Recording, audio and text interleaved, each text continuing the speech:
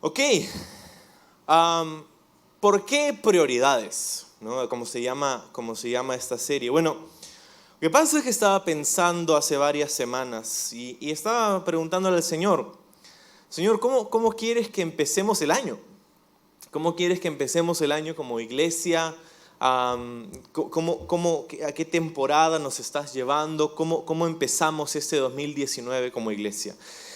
Y mientras que no recibí como que una respuesta audible del cielo donde Dios me dice, ¿no? Así como una voz de ultratumba, no, esto es lo que tienes que hacer, ¿no?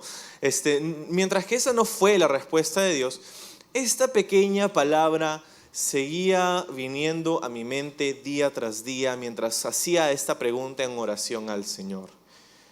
Esta pequeña palabra está llena, está impregnada de sentido, de significado para nuestra vida, en más de una forma. Y es la palabra prioridades. Prioridades. Solo para estar en la misma página, quiero compartirte la definición de lo que significa para mí cuando comparto esta palabra. Es la definición básicamente del diccionario de esta palabra. Mira lo que dice ahí. Esta palabra prioridades viene del latín prior. Viene del latín prior, que significa anterior. Prioridad hace referencia a la anterioridad de algo respecto de otra cosa, ya sea en tiempo o en orden. Es aquel o aquello que se encuentra primero en comparación con otras personas o cosas. ¿Okay? Quiero que veas esa parte ahí, la anterioridad de algo respecto a otra cosa en tiempo o en orden. Me encanta esa definición. Espero que a ti también. Pero siendo completamente honesto contigo esta mañana, no siempre he sido muy bueno, de hecho más veces de las que me gustaría admitir, no he sido muy bueno para establecer prioridades en mi vida. De hecho es algo con lo que lucho constantemente y quizá puedes relacionarte con esto. Lo que pasa es que muchas veces dejamos que lo urgente reemplace lo importante.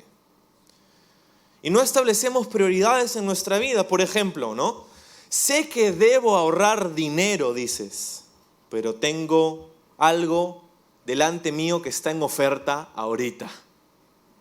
Y tengo un plastiquito que me dice que lo puedo hacer todo.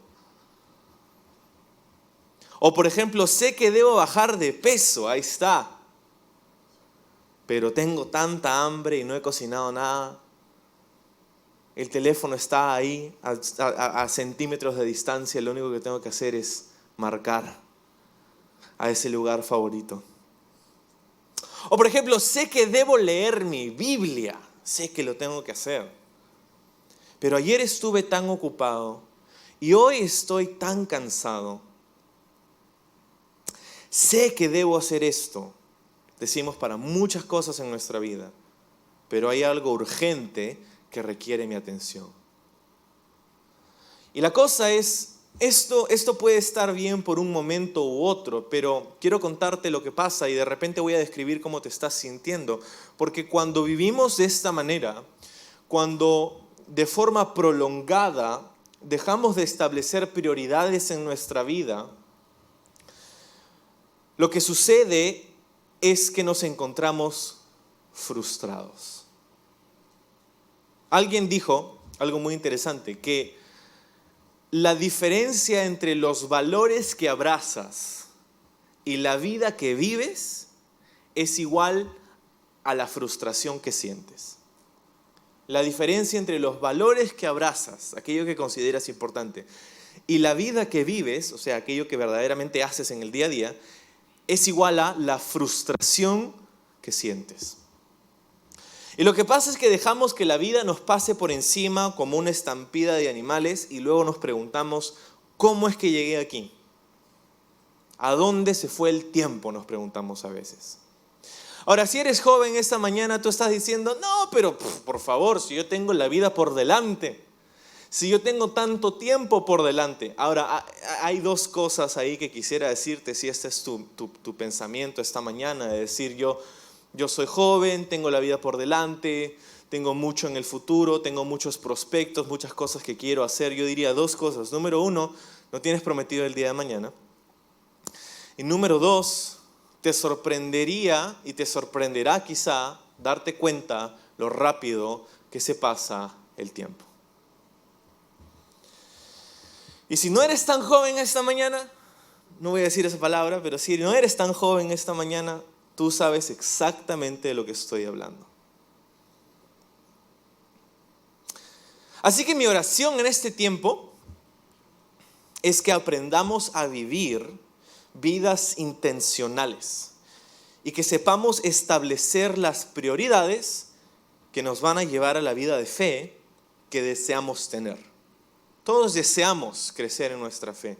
Todos deseamos ser más maduros en la fe, crecer espiritualmente, estar más cerca a Dios. Pero la cosa es que no hemos establecido prioridades y si no lo hacemos, el crecimiento espiritual no va a suceder de la noche a la mañana y no va a suceder por arte de magia.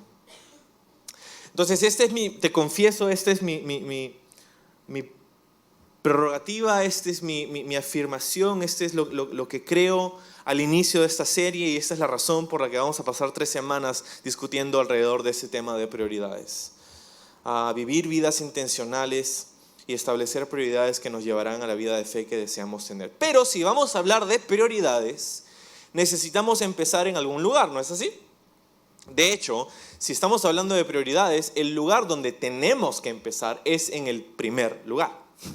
¿No? Si estamos hablando de prioridades, tenemos que empezar por el primer lugar, por el número 1. Y la pregunta con la que vamos a empezar esta mañana es la siguiente: ¿qué o quién debería tener el primer lugar en mi vida? ¿No? Ahora, la respuesta se ruega, ¿no? La respuesta está... Es casi tácita. Todos aquí, independientemente del contexto en el que podamos haber venido y haber sido criados, podemos dar en voz fuerte una respuesta, ¿no? ¿Qué o quién? A ver si le achuntamos, ¿no? Vas a decir en voz alta lo que crees que es la respuesta a esta pregunta, sin importar si la otra persona dice lo mismo, ¿sí? ¿Qué o quién debería tener el primer lugar en nuestra vida? Fuerte. ¡Oh! ¡Wow!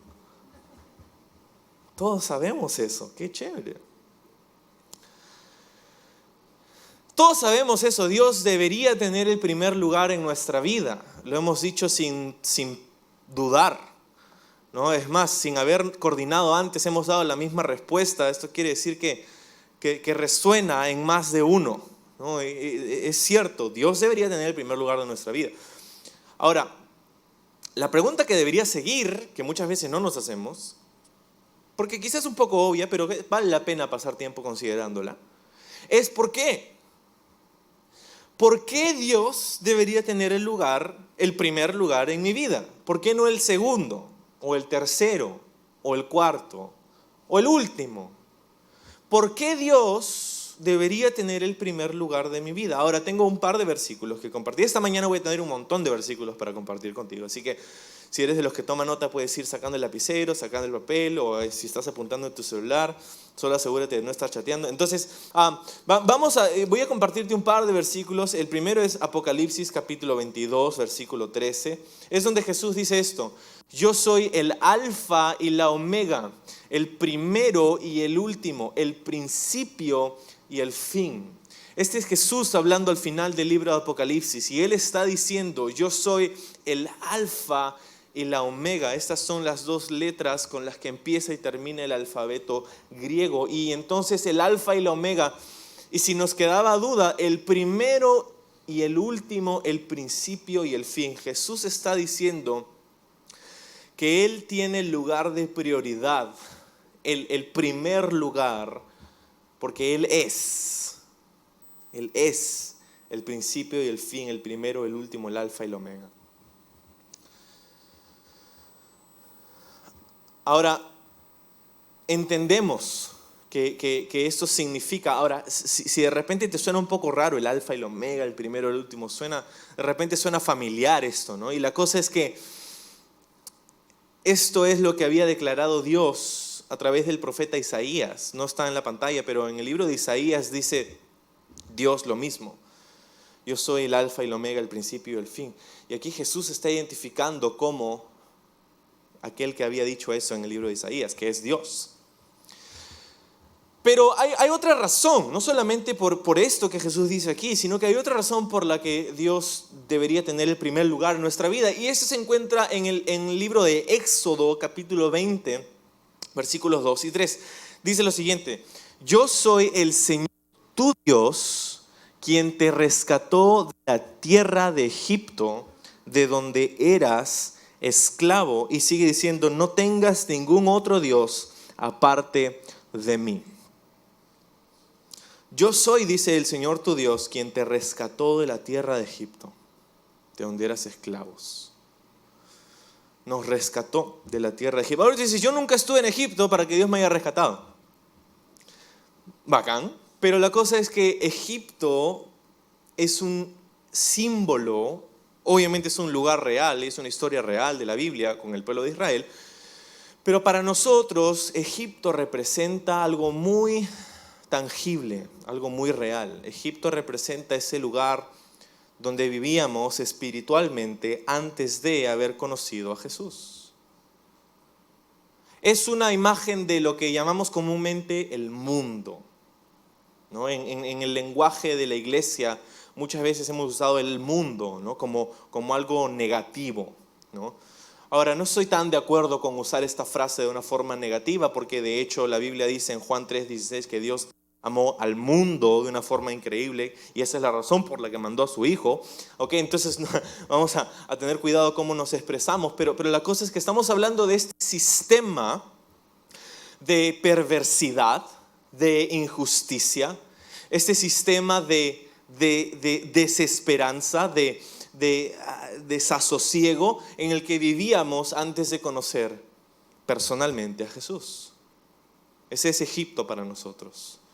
Esa vida sin propósito, sin sentido, sin idea de por qué estamos aquí. Esa vida de vivir para el día de hoy, el día de mañana, para existir nada más sin saber por qué estamos aquí. Esa vida. Y dice: yo soy el Señor tu Dios, el que te rescató de la tierra de Egipto. Entonces, si ponemos las dos cosas aquí juntas y atamos los dos puntos, Dios tiene dos argumentos muy poderosos sobre por qué merece el primer lugar en nuestra vida. Número uno, porque nos creó, y número dos, porque nos rescató. Dos argumentos súper fuertes para decir: yo merezco el primer lugar de tu vida. ¿Por qué? Por quién Él es y por lo que ha hecho por ti. Por quién Él es tu creador. No sé lo que pienses de cómo llegaste aquí esta mañana, pero no fue caminando, y no fue en un carro, no fue en un micro, fue porque Dios te puso sobre este planeta. Dios te creó. No solamente te creó, sino que Él dice, Él hizo algo por ti. ¿Qué cosa hizo? Nos rescató de ese lugar, Egipto.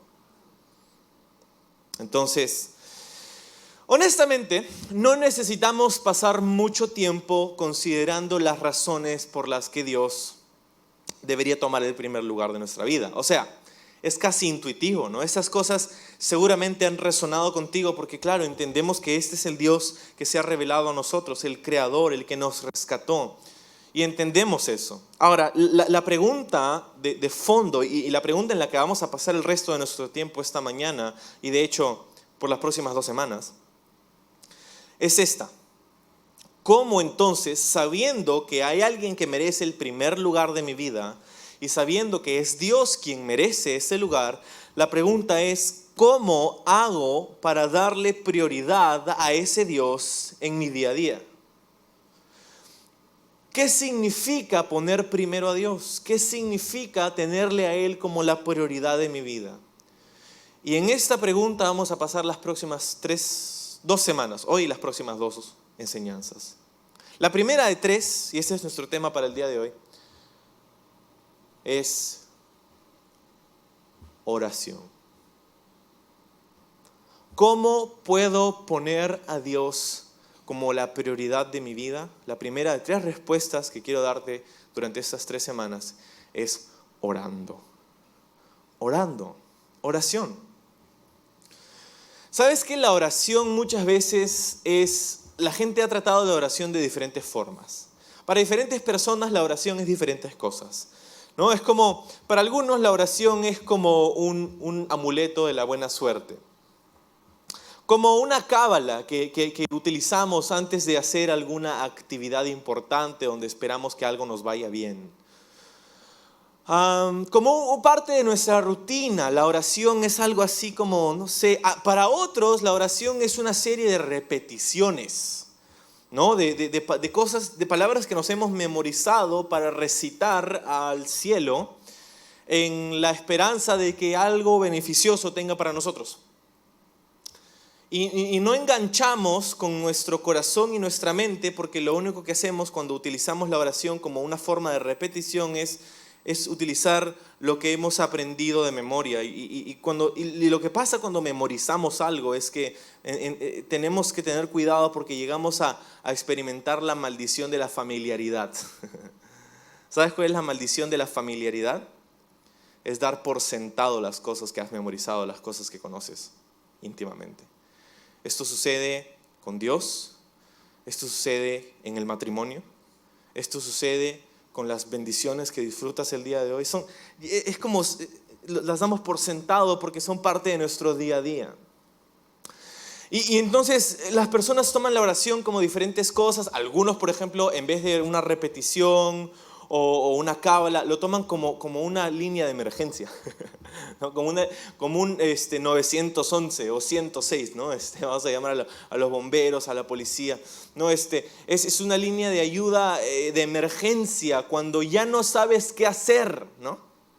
¿Alguna vez has escuchado a alguien que te ha dicho esto? Bueno, pues ya no podemos hacer nada más que orar. O sea, cuando una persona te dice eso acerca de una situación, verdaderamente estás en una situación difícil.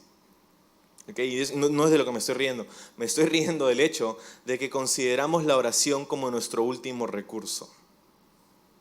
Cuando en realidad, si estás anotando algo, puedes anotar esto. La oración debería ser nuestra primera respuesta, no nuestro último recurso. La oración debería ser nuestra primera respuesta, no nuestro último recurso. Mira lo que dice en 1 de Tesalonicenses capítulo 5. Hemos terminado Tesalonicenses hace algunas semanas, entonces está un poco fresco para nosotros, pero vamos a mirarlo desde otra perspectiva. Es un versículo muy pequeño y dice en la traducción del lenguaje actual, dice, oren en todo momento. Oren en todo momento. Qué interesante, ¿no? Oren en todo momento. En esa traducción que nos hemos familiarizado, ¿no? La Reina Valera del 60 dice, orad sin cesar. Qué interesante. Pero nos hemos hecho de repente una idea equivocada de lo que significa orar sin cesar. Y por habernos hecho una idea equivocada, muchas veces sufrimos. Porque nos condenamos y decimos, caramba, yo no oro sin cesar. Yo de hecho ceso y bastante de orar. Entonces, ¿qué significa verdaderamente esto? ¿Puede alguien orar sin cesar? Si es que eso es lo que quiere decir el versículo. O sea, puedes pasar las 24 horas del día, todos los minutos y todos los segundos del día orando. ¿Qué pasa si estás manejando y de pronto estás cerrando los ojos para orar en el tráfico ¿no? O está un cirujano haciendo una cirugía, ¿no? Señor, por favor, guía mis manos y cierra los ojos, ¿no? No creo que el significado de este versículo significa nunca dejes de orar en el sentido de esa oración tradicional que tenemos en nuestra mente. Lo que significa, y me gusta esta traducción, ora en todo momento. Lo que significa este versículo, lo que nos está diciendo Dios aquí, es que Él quiere ser parte de todos los momentos de tu vida. Lo que pasa es que a veces hemos entendido, o no sé, por alguna razón hemos pensado que ser cristiano es como venir a la iglesia y y estar y poner una fachada linda, ¿no? Y sonreír y decir, hola hermano, buenos días. Y después te vas y sigues haciendo tu día a día. Y esa fachada linda se queda en las puertas de la iglesia cuando sales y luego vas a tu casa o al trabajo, o a la universidad o a la calle y se acabó, no hay más esa fachada de cristiano. Y entonces, no sé, oramos y a veces consideramos la oración, ¿no? como ese momento como grupal y entonces, no sé, hemos considerado esto. Para algunos es hasta difícil quedarse quietos 5 minutos para orar, ¿no?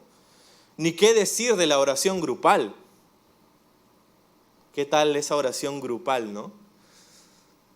Cuando no estás muy cómodo con hablar en grupo, ¿no?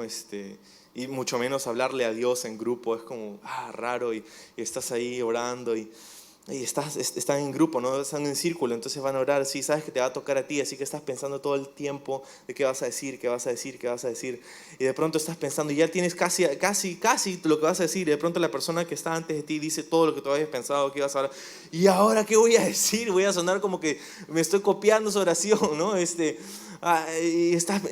O la persona que está orando y de pronto comienza a orar así en una, no sé, en Reina Valera del 60, ¿no? Comienza a orar así, vosotros hermanos dijisteis, ¿no? Es como,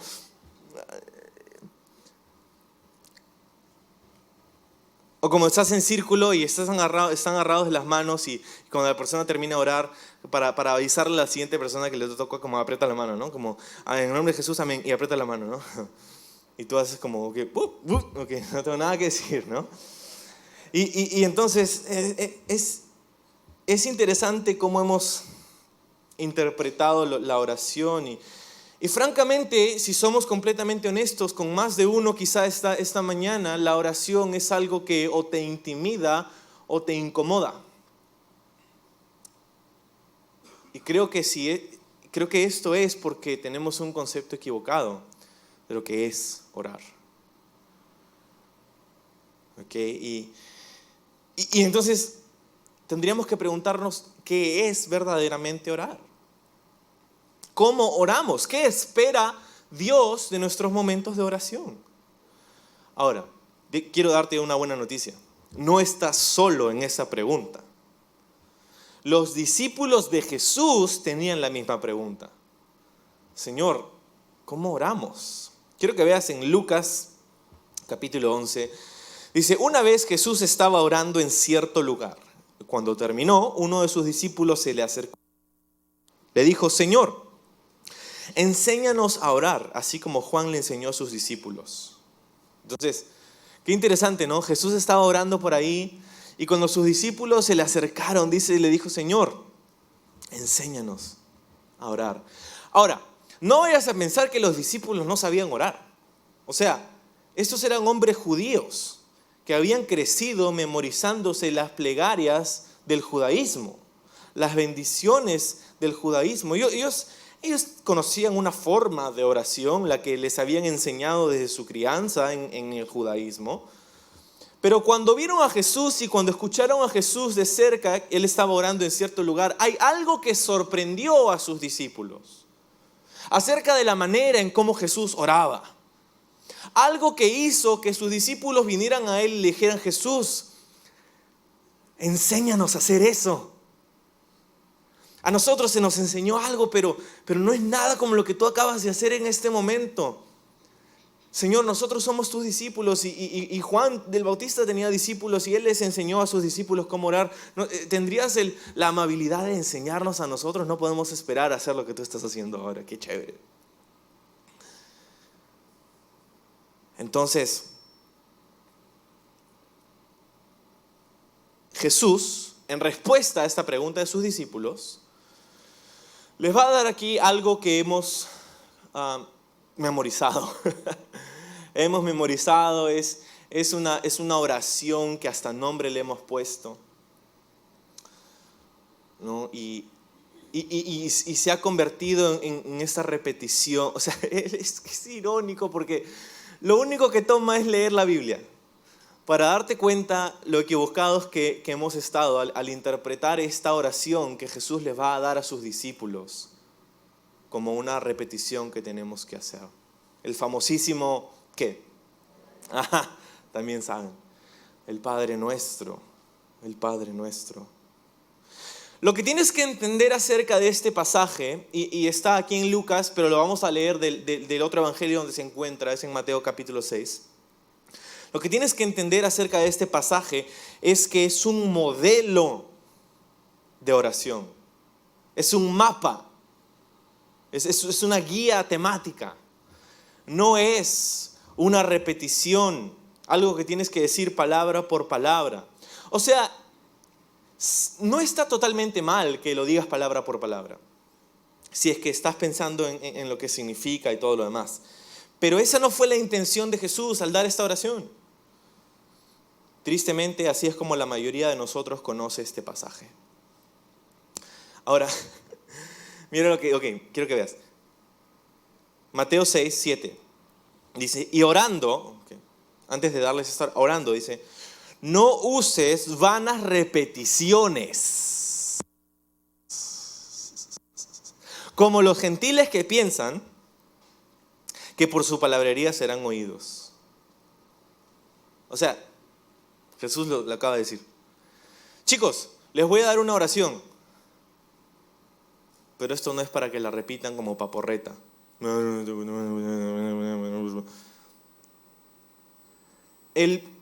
Como lo hemos llamado, el Padre Nuestro es un modelo de oración. Otra vez, es un mapa. Es una tabla de contenidos, si lo quieres decir así, para lo que tu vida de oración debería contener.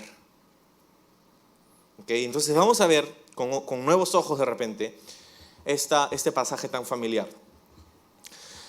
Lo primero que dice es, Padre nuestro que estás en los cielos. Padre nuestro que estás en los cielos. Lo primero que quiero decirte acerca de esto es que hay 7 cosas que quiero compartir esta mañana contigo y luego terminamos. Lo primero en esta oración es que Dios espera que nos relacionemos a Él, que establezcamos un vínculo relacional y no religioso. Dios tiene varios nombres con los que se ha dado a conocer a través de la historia y vamos a hablar de eso en un minuto más. Pero cuando Jesús enseña a sus discípulos y les dice cómo deberían referirse a Dios, dice, llámenlo Padre. Padre. Padre nuestro que estás en los cielos. Ahora, mira lo que dice Romanos 8, versículo 15. Dice, pues ustedes no han recibido un espíritu que los esclavice nuevamente al miedo, sino que han recibido el espíritu de adopción por el cual clamamos Abba, Padre. Eso es lo que dice el libro de Romanos. Hemos recibido el Espíritu de Dios y eso nos ha hecho sus hijos. Y como hijos podemos clamar, Padre, Padre. Nuestro problema muchas veces viviendo en este mundo torcido por el pecado es que nuestra experiencia terrenal muchas veces dicta lo que nosotros pensamos de nuestra experiencia celestial con el Padre. Y yo no sé cuál ha sido tu experiencia terrenal con tu Padre terrenal. No sé si has tenido una relación con tu Padre o si tienes una en este tiempo, pero muchas veces proyectamos los pilares de nuestra relación paternal con nuestro Padre de la tierra y tomamos eso y lo proyectamos hacia Dios. Y muchas veces si tuviste un padre que abusó de ti, o tuviste un padre que no estuvo ahí para ti, o no tuviste un padre ahí, muchas veces eso dificulta nuestro entendimiento de esta relación que Dios espera tener con nosotros. Pero hay un versículo con el que hay una palabra con el que Pablo describe al Padre en sus epístolas en el Nuevo Testamento. Dice algo así como en una de estas bendiciones que Pablo recita sobre las iglesias a las que escribía, y decía que el amor extravagante del Padre esté con ustedes. Es una traducción diferente de esta palabra que utiliza Pablo aquí, que el amor extravagante del Padre esté con ustedes. Dios es nuestro Padre, es un Padre amoroso. Él nos ama y podemos clamar a Él en todo momento. Entonces, lo primero que vemos acerca de esta oración, cuando piensas acerca de tu vida de oración, es que Dios espera que tú establezcas un vínculo de relación con Él, no un vínculo de religión con Él. De donde esperas, o Dios espera que tú hagas algo y te portes de cierta forma y que cumplas con un estándar, y si no te cae, y si no, como es un Padre, y nosotros clamamos Abba, Padre, Abba. Y es interesante porque esa palabra Abba, Padre, yo sé que a través de los tiempos el lenguaje hebreo ha cambiado un poco, pero sin embargo me pareció muy curioso estar allí cuando una niñita en la ciudad de Jerusalén corría con un grupo de niños y de pronto vio a un hombre llegar y su rostro cambió. Su rostro cambió totalmente y se iluminó, y esta niñita, no sé si tenía más de 4 años, comenzó a correr en la dirección de este hombre. Y comenzó a correr y de pronto escuché que dijo algo la niña y no entendí nada más de lo que dijo, pero lo que dijo dijo Abba, y levantó sus manos y con una sonrisa en su rostro, y el padre la tomó y la cargó y la abrazó y le dio un beso, y siguieron caminando por ahí los dos juntos. Esto es lo que quiere decir cuando dice este espíritu de adopción que vino a nosotros, y nosotros le llamamos Abba, Padre. Es un vínculo de relación tan cercano, es el que Dios quiere tener con cada uno de nosotros. Entonces, el segundo punto dice: santificado sea tu nombre.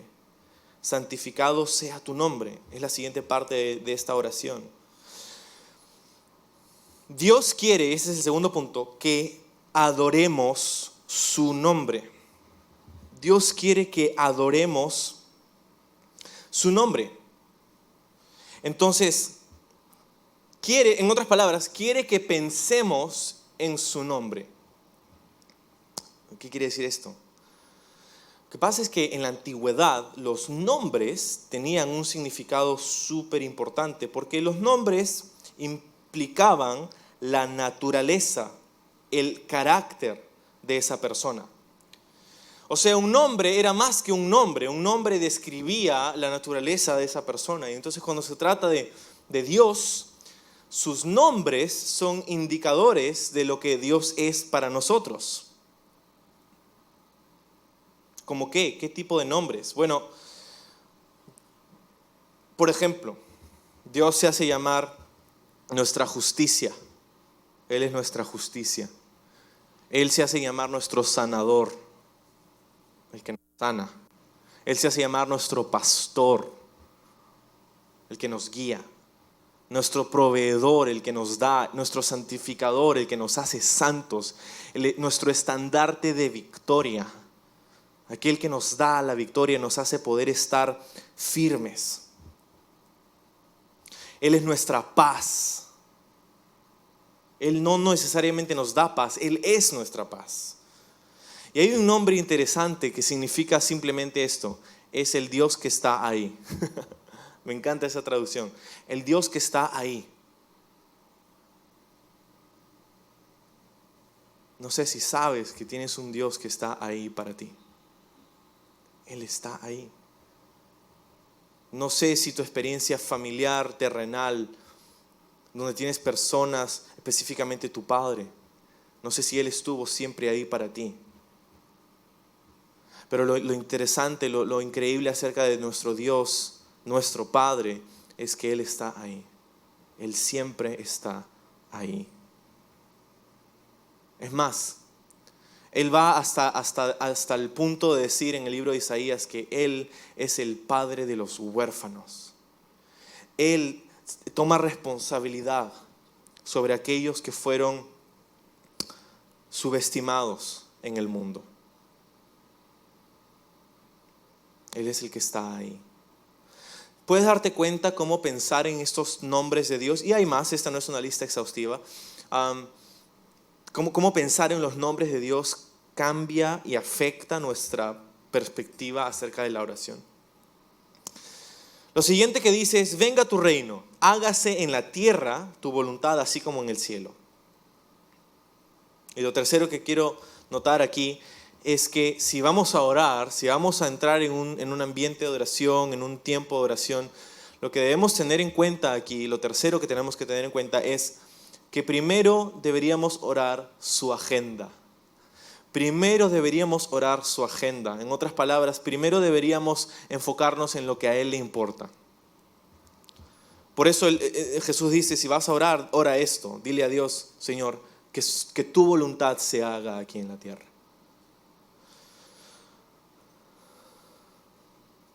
Ahora, la pregunta que sigue es: ¿cuál es su agenda? ¿Qué le importa a Dios? ¿Qué es lo importante para Él? Si yo tengo que orar lo que a Dios le importa, ¿qué es lo que a Dios le importa? Y la pregunta es sencilla. Cuando vemos en la Biblia lo que a Dios le importa, ¿te acuerdas? Mencionaba ese versículo de Juan capítulo 3, versículo 16. Lo que a Dios le importa son los demás. Es la gente. Eso es lo que a Dios le importa. Eso es lo que mueve su corazón. Las personas. Esa es su agenda. Eso es lo que Dios está haciendo. Rescatando personas, tratando con personas, salvando personas, discipulando personas, invirtiendo en personas. Es su agenda. Y si vamos a orar, ¿por qué debemos orar primero o como una de las primeras cosas? Debemos orar por los demás. Orar por los demás. Puedes hacer una lista si quieres de personas que van a estar en tu oración, en tus oraciones esta semana. Nombres que vienen a tu mente: quiero orar por tal persona, tal persona, tal persona. De hecho, la Biblia es tan específica como para decirnos por quién deberíamos orar.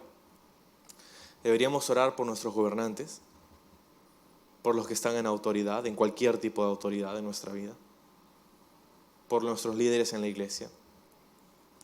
Orar por nuestra esposa, si estás casado, nuestro esposo. Deberíamos orar por nuestros hijos, deberíamos orar por todas las personas. Orar por los demás. Ahora, quiero que veas lo que pasa cuando tú te enfocas en la agenda de Dios. Mira lo que dice Lucas 12, versículo 31.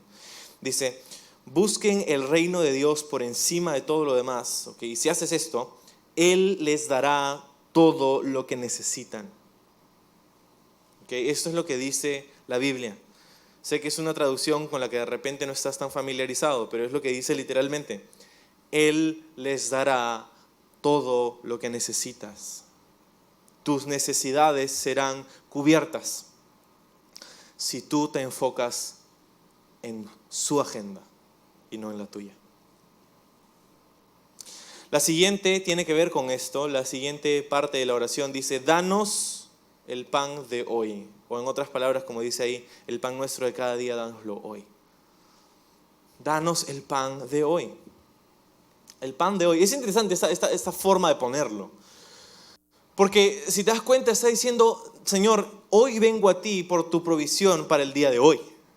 No está diciendo: Señor, dame 30 kilos de pan para vivir bien el resto del mes. No está diciendo eso. Está diciendo: Señor, danos hoy lo que necesitamos. Y lo que quiero decirte aquí, el punto número 4, es que debemos depender de Él para todo. Debemos depender de Él para todo. Es nuestra dependencia en Dios. Si hoy te pido el pan que me va a durar para hoy, ¿qué va a pasar mañana? No va a alcanzar para mañana. Eso quiere decir que voy a tener que regresar a su presencia mañana y pedirle lo necesario para ese día. Y al día siguiente lo mismo, y al día siguiente lo mismo, y al día siguiente lo mismo. ¿Te das cuenta? Una dependencia en Él. Señor, hoy necesito tu gracia, hoy necesito tu perdón, hoy necesito tu provisión, hoy necesito tu provisión para hoy. Quiero que veas lo que dice el salmista en el Salmo 121, versículos 1 y 2. Dice: alzaré mis ojos a los montes, ¿de dónde vendrá mi socorro? Mi socorro viene de Jehová, que hizo los cielos y la tierra. Me encanta ese versículo. Alzaré mis ojos a los montes. Tienes que entender, en la concepción de la persona que leería originalmente ese salmo, en el Antiguo Testamento, en la cultura judía, el monte era el lugar de gobierno. El monte era el lugar de autoridad. El monte es donde se encontraba el templo. El monte es donde se encontraban, donde se hacían estas acciones religiosas. Se encontraban, es el lugar de autoridad, el monte, ¿no? Entonces miro al monte, ¿no? Miro al monte, miro al palacio de gobierno, miro al palacio de justicia. ¿De dónde viene mi justicia? ¿De dónde viene mi socorro? No viene de ahí, dice el salmista. Mi socorro viene de Jehová, que hizo los cielos y la tierra. El siguiente punto dice: perdónanos mientras perdonamos. O como lo dice ahí, perdona nuestras ofensas mientras nosotros perdonamos a aquellos que nos ofenden a nosotros. Pero en resumido es: perdónanos mientras perdonamos. Ahora, este punto número 5 es el siguiente. En oración necesitamos poner un énfasis en hacer que nuestro corazón esté bien con Dios y con los demás. De nada te sirve dedicarle horas de oración a Dios si tu corazón no está en el lugar correcto. Si tienes un problema con Él, ¿cómo puedes tener un problema con Él? Estás molesto porque Dios no te ha respondido. Estás ansioso porque te necesitas algo y Dios no te lo ha mostrado todavía. Quieres una respuesta y Dios no te la ha dado aún. Estás molesto porque te sientes defraudado en cierta área, en cierta cosa. Tienes algo contra Él, algo ha pasado y no entiendo. Si reconocieras quién es Dios, tu Padre, si santificaras su nombre, si pensaras en su naturaleza, en quién Él es, en estos nombres que Él ha dedicado, te darías cuenta que tu vida está bajo su control. En oración necesitamos hacer que nuestro corazón esté en el lugar correcto con Dios, pero también con los demás, también con los demás. Pedro en su epístola va a decir algo increíble, va a decir: esposos. ¿Cuántos son esposos? Levanta tu mano si eres esposo. Varios. Esposos, si tienes algún problema con tu esposa, ni te molestes en orar. ¿Aló? Ni te molestes en orar, dice. Si tienes un problema con tu esposa, ni te molestes en orar. Algunos dicen: ya, bacán, pues, chévere. No, lo que Pedro está diciendo ahí es que tu relación con los demás está íntimamente ligada a tu relación con Dios. Si el del denominador común que describe tus relaciones interpersonales es el conflicto, escúchame otra vez. Si el denominador común que describe tus relaciones interpersonales es el conflicto, las personas no son tu problema. Nuestra relación horizontal con los demás está ligada a nuestra relación vertical con Dios. Perdónanos mientras perdonamos. Mira lo que dice 1 de Juan. Si confesamos nuestros pecados, Él es fiel y justo para perdonar nuestros pecados y limpiarnos de toda maldad. Si confesamos nuestros pecados. ¿A quién? A Dios. Pero si hemos pecado contra alguien, contra esa persona.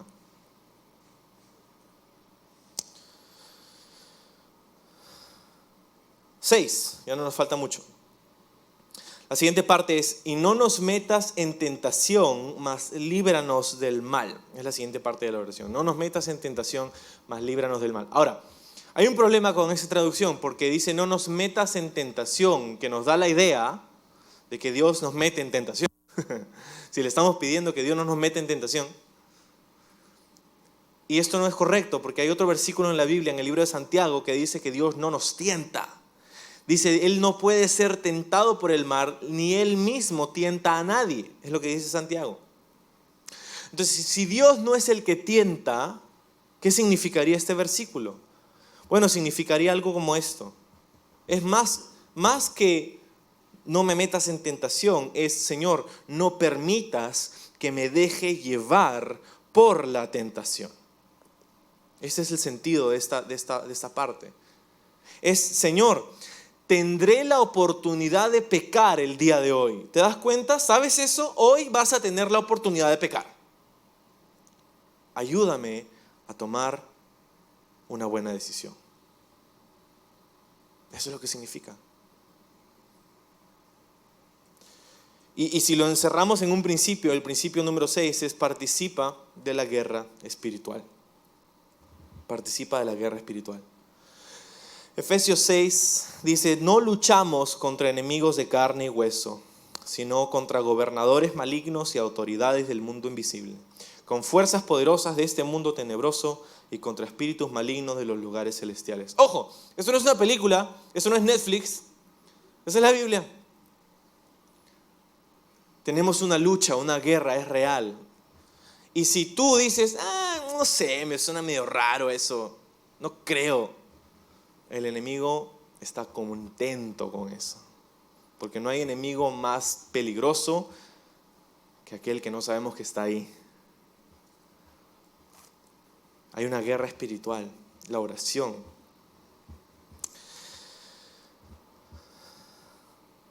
La última parte dice, porque tuyo es el reino y el poder y la gloria por todos los siglos. Tuyo es el poder, el reino. Y lo que significa este último principio es que debemos expresar nuestra fe, en la habilidad de Dios. Expresa tu fe en que Dios puede hacer lo que quiere. Señor, tuyo es el poder, tuya es la gloria, tuya es la honra, tuyo es el reino. Mira lo que dice Jeremías 32:17. Dice Jeremías, oh Señor soberano, hiciste los cielos y la tierra con tu mano fuerte y tu brazo poderoso. Y dice, nada es demasiado difícil para ti. Otra traducción dice, no hay nada imposible para ti. Asegúrate de que tu vida de oración contenga esta expresión de fe. Señor, tú puedes hacer tu voluntad. Tú puedes hacer lo que quieres hacer. Tú eres el que está en control de mi vida. 7 principios, acuérdate, esta oración no es una repetición, es una tabla de contenidos. Establece un vínculo relacional y no religioso, adora su nombre, piensa en su nombre, ora primero su agenda, depende de Él para todo, haz que tu corazón esté bien con Dios y con la gente, participa de la guerra espiritual y expresa tu habilidad en la fe, en la habilidad de Dios. Si aplicas estos 7 principios en tu vida de oración durante los próximos 7 días, tuve un reto ya, 7 días, vas a experimentar un avivamiento en tu vida personal de oración. Espero que hayas tomado nota, porque en este tiempo vamos a buscar al Señor con todo nuestro corazón.